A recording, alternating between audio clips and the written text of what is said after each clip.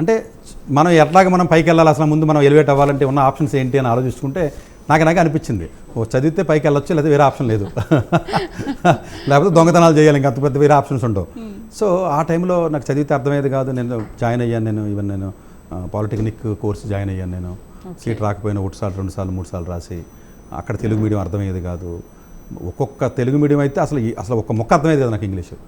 First నుంచి మీరు Telugu మీడియమే, government స్కూలే కదండి. ఏదో పెద్ద పాస్ అయిన స్టూడెంట్ నేను కాదు కదా. నేను చదివింది 20 సార్లు చదవడం, రాకపోతే 20 సార్లు 30 సార్లు చదవాలి. అదే చెప్తూ ఉంటాను నేను పిల్లలకు కూడా. అంటే నేను స్టూడెంట్స్కి చెప్పిన ప్రతి మాట కూడా నా ఎక్స్పీరియన్స్ అండి. అంటే వచ్చేదాకా చదవడమే. అది 20, 30, 40, 50 నైట్ 2 అయిందా, 4 అయిందా, 5 అయిందా, అది ఆదివారమా శనివారమా, ఇది పండగ పొద్దున్న సాయంత్రమా కాదండి, వేరే ఆప్షన్ లేదంతే.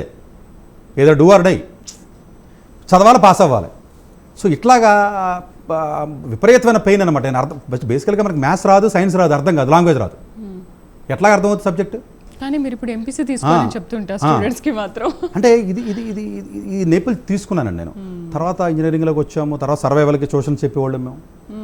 ట్యూషన్స్ చెప్పి దాంట్లో ఎర్న్ చేసేవాళ్ళం. రోజుకి 14 గంటలు కష్టపడేవాళ్ళం మేము. చదివేవాళ్ళం, ఎర్నింగ్ చేసేవాళ్ళం, సంపాదించేవాళ్ళం. తర్వాత ఇంజనీరింగ్, తర్వాత రకరకాలుగా తర్వాత నేను యూజీ చేశాను. తర్వాత ఇవన్నీ పెద్ద గొప్ప అచీవ్మెంట్స్ కింద నేను తీసుకోనండి.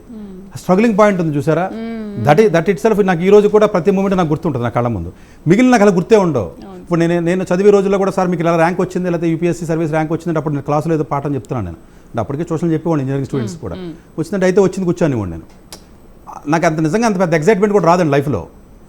ఎనీ అచీవ్మెంట్ ఇన్ ద లైఫ్లో నాకు ఎగ్జైట్మెంట్ ఎప్పుడు లేదు, ఎందుకంటే నాకు ముందే తెలిసి వస్తున్నది. అందుకనే నాకు నా మాటల్లో పొగరో లేకపోతే నాకు కాన్ఫిడెన్స్ కనపడుతుంది చూసేవాళ్ళు. దాన్ని పొగరు అనుకుంటారు, తెలియని వాళ్ళు, తెలిసినోడు కాన్ఫిడెన్స్ అనుకుంటాడు. There is lot of difference ఇప్పుడు చెప్పారు కాబట్టి స్టూడెంట్స్ డిఫరెన్స్ ఉంటుంది.